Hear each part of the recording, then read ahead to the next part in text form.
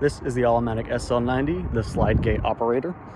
On this gate we have got two different gates, so we have two different operators. One of these is a primary and one of these is a secondary operator. The primary controls both of them. We'll go into determining which one is which in just a minute. So we've got our operators here. The next thing we have is we're going to have a close photo eye, which is going to be the photo eye that goes across the road where the gate is. This is going to see if any cars or pedestrians are going through, and will stop the gate and open it back up and not allow it to close until it is clear. This is what it looks like. This one is using an enforcer photo eye, and then on the other end we have a reflector. Next thing we're going to have is either a rear photo eye that is usually put next to the operator, and the reflector is back towards the end of the gate. That's going to detect if any people or any objects get behind the gate, and if that photo eye is blocked, it'll prevent the gate from opening. In this one we have a bumper instead. If you press against it while the gate is opening, it will stop the gate from opening. This is the drop chain kit. It is connected directly to the chain. When it is opened and the chain is pulled, it'll drop the chain and the gate will then be movable. This is intended only for extreme situations in which the fire department, EMS, or other emergency services has no other way to enter the gate. And it is a last-ditch effort, because once that chain is dropped, if the gate operator starts moving or starts opening or closing afterwards, that chain will wrap around inside the internal sprockets and mess up, potentially damaging the operator. So we always make sure on the outside is a lock specifically for the county's fire department, and on the inside is a lock by the property.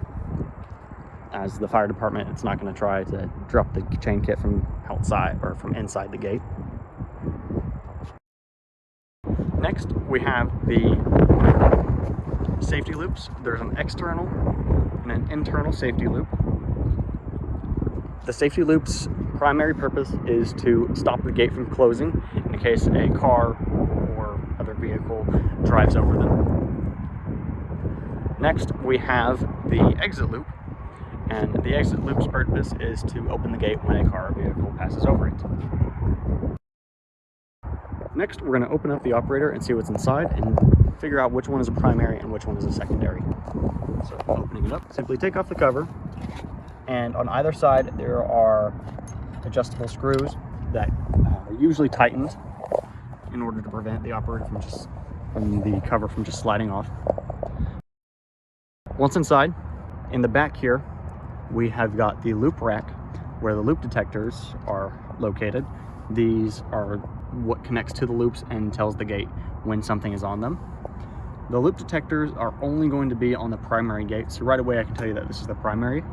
And the secondary is going to look the exact same, except it will not have any loop detectors. However, it will still have a loop rack that can be used as a backup in case of emergency, so we can just swap it out. The loops are fairly simple. We've got two different kinds that we use normally. There are more, but they still function pretty similarly. We have a power light, which is going to be this green light here, and then we also have a detect light. Power light should remain constant. If it has a fault, the power light will flash, and diagnostics can be found on the other side of this loop detector. And the detect light will turn on whenever a vehicle or that loop detects. You can see which one is for which. Down here, the top is going to be the reverse loop, which is the safety loop, and the bottom is the exit loop. That's it for these. Next, we have the limits, and on the All-O-Matic, this is an adjustable kind of turn wheel sort of thing.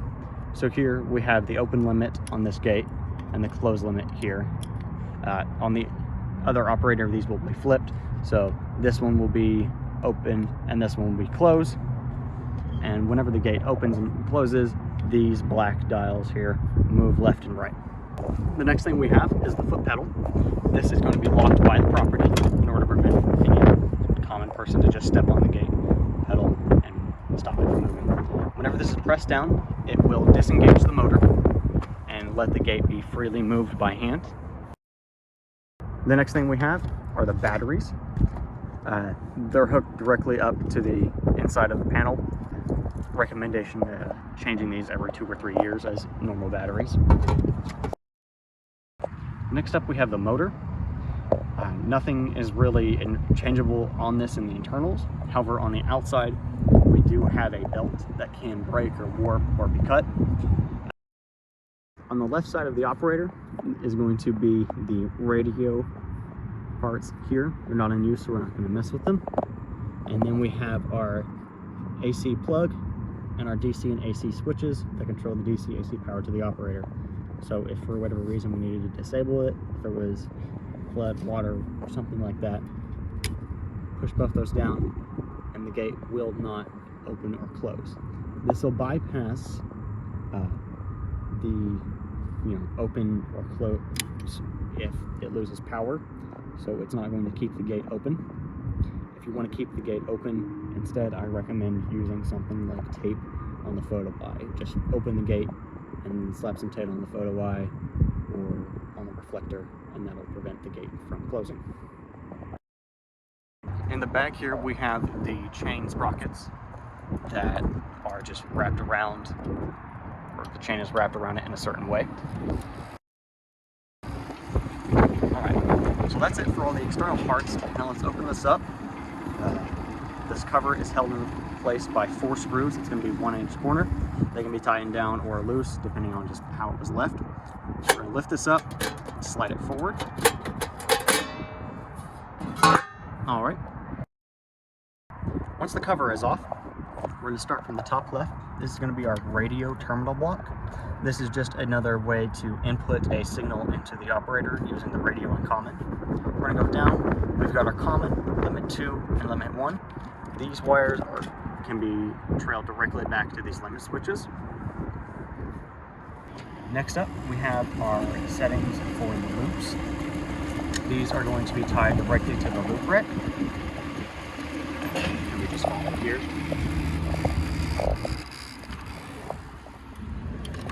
Next, we have our monitor photo eye terminal block, and this is where all the photo eyes or bumpers will be plugged into. Mon close is the front photo eye, so I'm currently blocking it with my body now.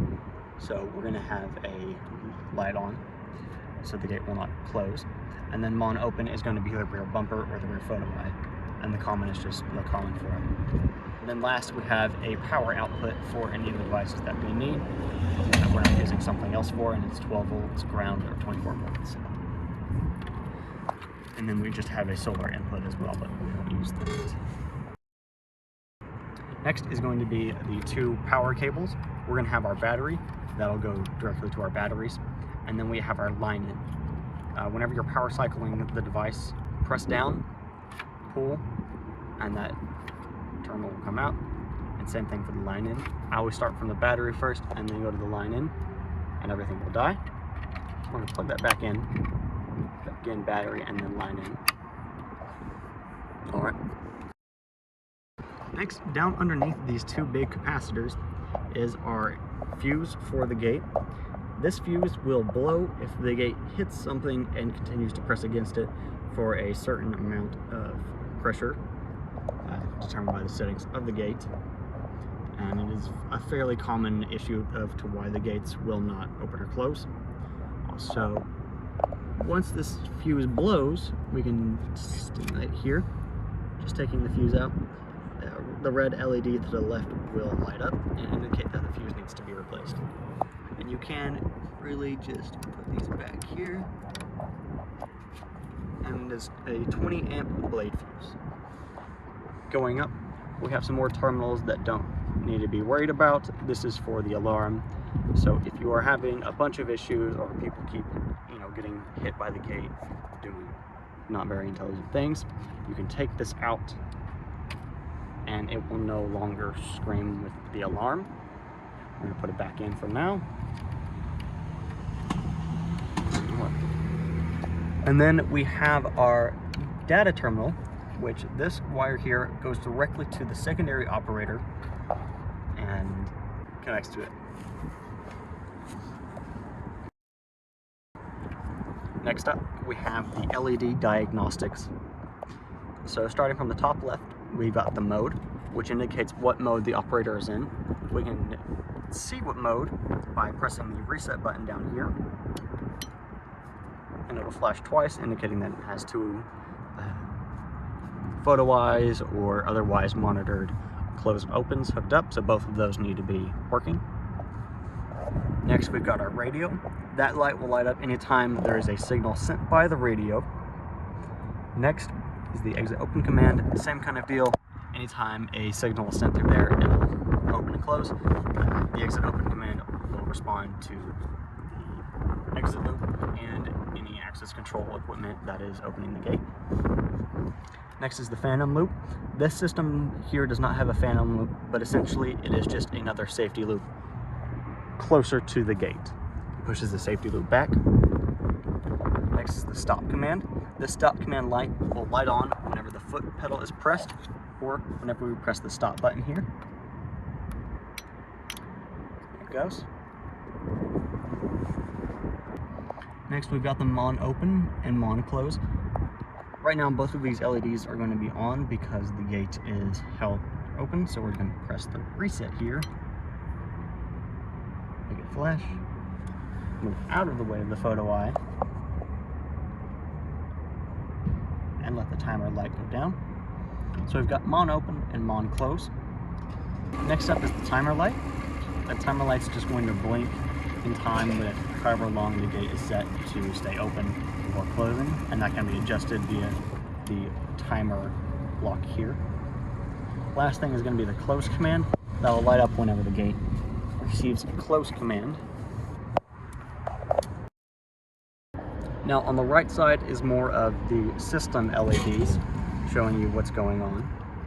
So we've got the closing light, opening, which will just light up green whenever the gate is closing or opening. Next is the close limit, which will light up when the gate is fully closed. And the open limit, which will light up, like right now, when the gate is fully open. Next up is the low battery. That'll light whenever the gate battery is low on battery voltage. Next up is the alarm. The alarm light will light whenever the gate thinks it is hitting something and is, staying open due to that. Next up is the MS link. The MS link stands for master slave link. We like using primary and secondary better, just better terms. But the operators do go by MS, master and slave. So that light will light up anytime there are two operators that are linked up together. And the last light is the AC power light, indicating that the gate is receiving AC power. Next up is going to be the dip switches here at the very top. The dip switches that are pressed up like these here are all in the off position, and the ones pressed down are in the on position. So we can look under here, we're going to read what each one says. So we're going to start from the right, which is going to be the timer. This is a common issue we see, that the dip switch accidentally gets turned off thinking it's something else, so the gate no longer closes with the timer. So we're going to turn it off, and on its own, I'm going to move out of the way. You can see that the timer light is still going, and that's because the gate hasn't recognized our changes yet. So in order to see that the dip switch has been changed, we have to reset the board by pressing the reset button. Now the timer light will not come on no matter how long we wait. So we're just going to turn that back on and press reset again. And then right away that timer light comes back on. Next up is the radio. That will enable the radio function of the terminal block. It can be toggled on and off, so usually we do not use it, so it's toggled off in this case. Next up is going to be the OSC. We don't ever mess with that dip switch. Next up is the fail-safe secure dip switch, where we're just going to leave that on the off as we don't mess with it. Next up is going to be the one pass. We do not mess with that, so we're going to leave it in the off position. And then is the slave option. This one is turned off, as this is the master of the operators, but on the slave operator it will be turned on. Next we have the auto open dip switch, which dictates if the gate will open when it loses power just for safety precautions, this is always turned on our gates. And then we have the open left and right. For opening on the left side, if the operator is on the left, it is turned off, but if the gate operator is on the right, it'll be turned on. So when we go take a look at the slave operator, the secondary, that will be on the right side. Next up, we have the control buttons, which are used for fixing any issue or manually opening and closing the gate. So the most common issue we see is the gate getting stuck up in its own coating or something just needing to be reset. And this is usually fixed by just pressing the reset button. Doing so will basically power cycle the gate and reset it. Then we have the close button, which will tell the gate to close, and it will skip past its entire timer. And then we have the open button, which will cause the gate to open, not waiting. And then we have the stop button, which you can press and it'll stop the gate wherever it is. And in order to get the gate to continue back on its regular cycle, a command will need to be sent, so we're just going to reset it. And it's still not going to do anything because it needs a command, so we have to tell it to open or close to get back on its open close cycle. So we're just going to tell it to open, and there we are. Now it'll link up with its limit. Tell it to open again. Alright, and there it goes. Alright. Next we have the 5 blue boxes. These are the adjustable kind of parts of the gate. We've got the leaf delay, the close ERD, the open ERD, the timer, and the variable speed. So leaf delay, we don't really mess with, just leave it as is. The close ERD and the open ERD are going to determine when the gate thinks that it has encountered enough resistance to blow the fuse and say that it has hit something. So if the gate is traveling up or downhill, these are going to be adjusted more to give it some leniency since it's going to have more resistance. The timer is going to be set for how long you want the gate to stay open after it is opened. Each of these above them has a little graphic telling you which direction to turn for what setting. So for the timer, it's kind of hard to read here, but it says 60 seconds on the left and 1 second on the right. And if we look, you can just see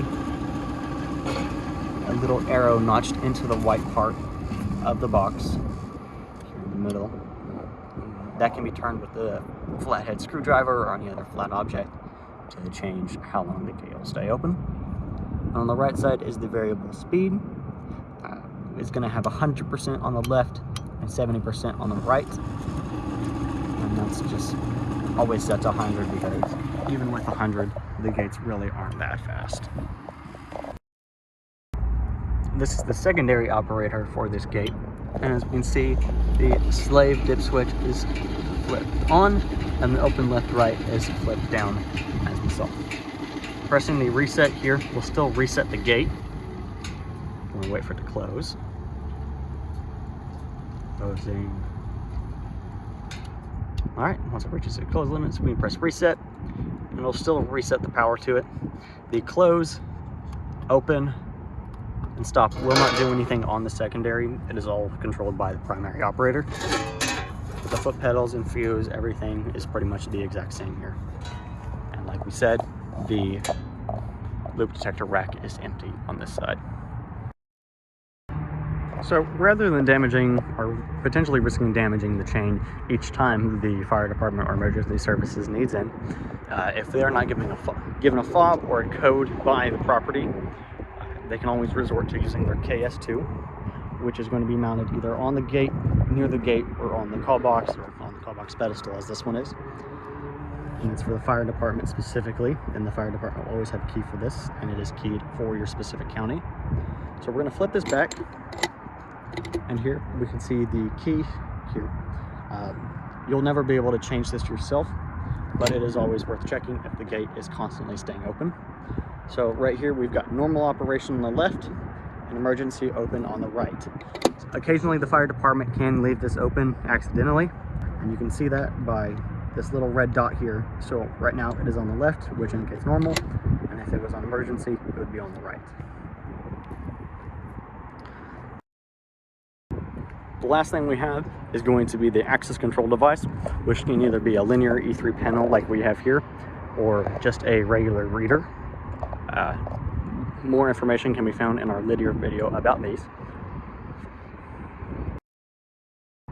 Most common issues can just be resolved by pressing the reset button, as we discussed earlier. Something that can happen over time or with an excessive force is that the photo Y becomes unaligned. So in order to tell this, you can pretty easily see it if the light itself is on and is not, it's not closing or opening, depending if it's a rear or a photo eye. You might not be able to hear it, but this photo eye now, the gate is closing. I can pass my hand in front of it, and there is a slight click. If it is slightly unaligned but working sometimes, you will constantly hear this tick, and it needs to be adjusted. Otherwise, if it is not working at all, the adjustment of it is something to look at. So we're just going to take off the cover. These are going to be Phillips screws. So I'm going to take this off and we'll be right back. All right, now that we've got all 4 of the screws out, we're just going to lift this off. Should pop pretty easily here. There it goes. All right, and now we can see the photo eye directly. So we can see this LED here, which is green or red depending on the situation. Green means it is seeing a reflecting, or it is seeing its beam back. When it goes blank like that, it means there's no power to it. That is when the gate is closing, or whenever the monitor power isn't being sent through. Down at the bottom here, we have all the terminal blocks, and here we have each of the terminal blocks uses. So in order to adjust the photo eye to better see the reflector, it's pretty easy. You just move it with your hands, left or right, and that's how you control that direction. So let's move it to right here. Let's do a little bit more. Trying to get it to that weird stage where it'll blink on and off. There it goes. So like that, when it's rapidly flashing back and forth, it's just slightly out of alignment and needs to be adjusted. So usually how we do this is we align the left or right or up or down, whichever needs to be adjusted first. You can change the up or down by putting preferably a screwdriver, as the drill is not very precise. But in this Phillips here, I'm going left or right, and it will change it up or down. So, but we've got it aligned pretty much in the middle of this reflector. So we're going to move it left until it sees it, and then a little bit more. What you want is, I want to be able to jiggle this photo eye. See, it flashes red a little bit, so we're going to move it back some. I want to be able to wiggle or jiggle this photo eye, the entire thing, and not have it turn red. So there it is. Don't apply too much force and to not break off the screw or any pieces of plastic. So here are the limits again. We're going to go over how to adjust them now. So we can see that the gate is closing and is moving to the left. And once it reaches enough to make this click, which we'll do now on this one. Once it clicks, it tells the operator through the wires that it has reached its point and it is good to stop moving in either direction. This can be changed by lifting the panel, or lifting this little metal part here, and adjusting this with my thumb, either pushing down or up to turn. Leave it as it is. Actually, yeah, no, we're going to change it. So the gate is closing pretty good right now, but I think it needs to open just a little bit more because I'm worried that for whatever reason it's going to hit. So I'm going to push this up to bring it further into the switch. And that's going to make it so it thinks, or once the gate opens and closes, which we're going to do now, I'm going to manually press the open button here.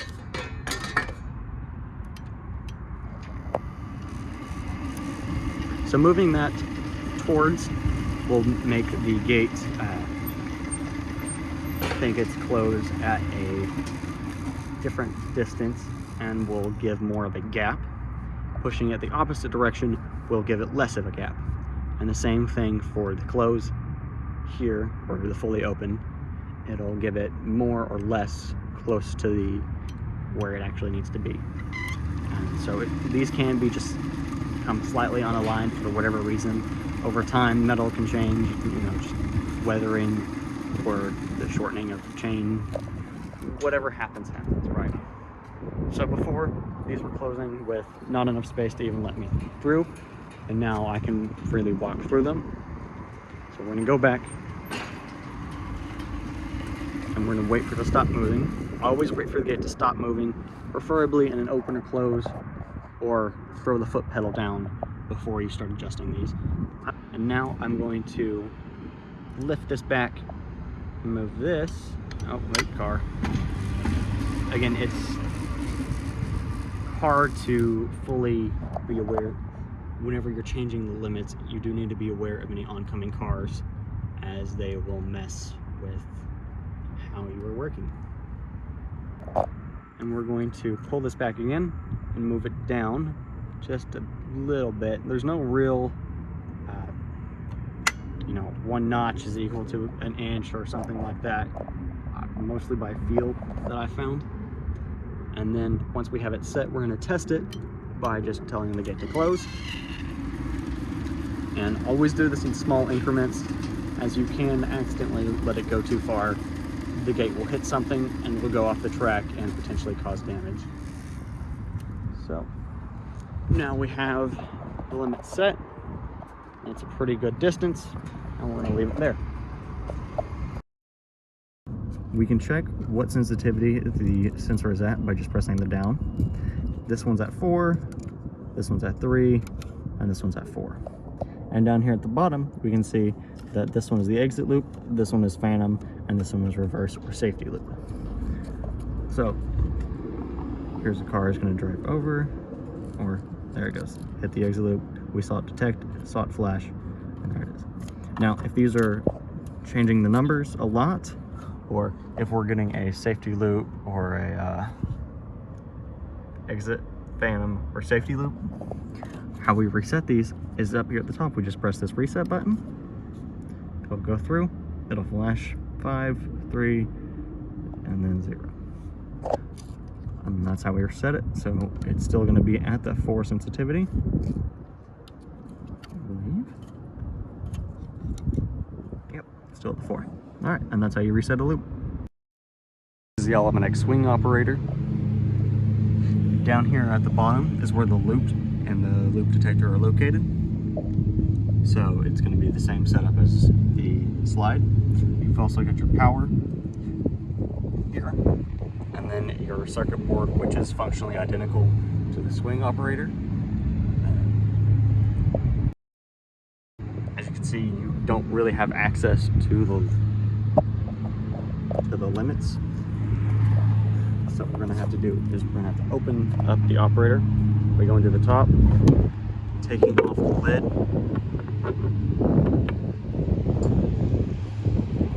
peeling off the arm, just pushing on it, lifting the arm. Easier to do with 2 hands. Be right back. Now that the arm is off, just set it to the ground gently. It'll kind of bend a bit, but as long as it's not set to an extreme angle, it should be fine. Now that you've got this off, lift up on the entire casing, set it aside. Right here, the main shaft is where the limit detectors are located. So for one, it's going to be this top, and the other one's going to be the bottom. Can't really see it too well from here, but How they work is that this arm swings when the gate opens or closes. We're going to test this out by just pressing the open button. And we'll move the flag stops to a certain point in which they will hit the limit and cause the gate to close. See that it's closed. Pushes it, and we now have our open limit. And then once the gate times out, the open limit will stop, go away, the gate will continue to close until it reaches the closed limit.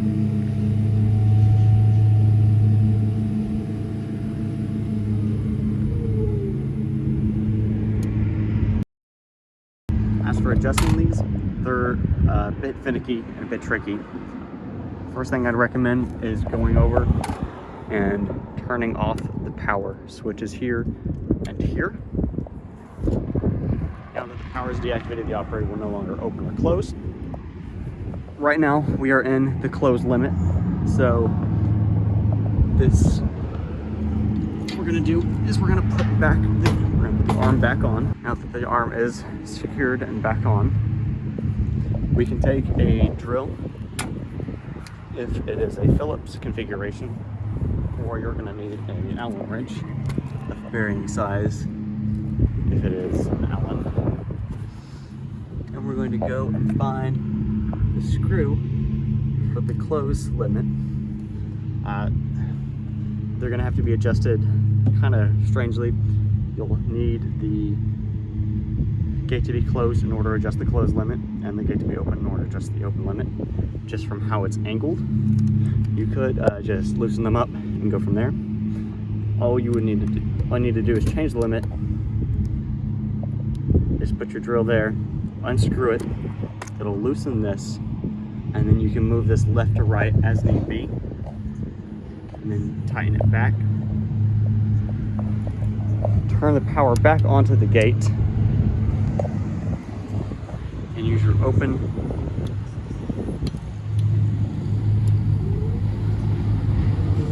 and close buttons to test the limits. And it will take quite a few tries because they are very sensitive to slide adjustments.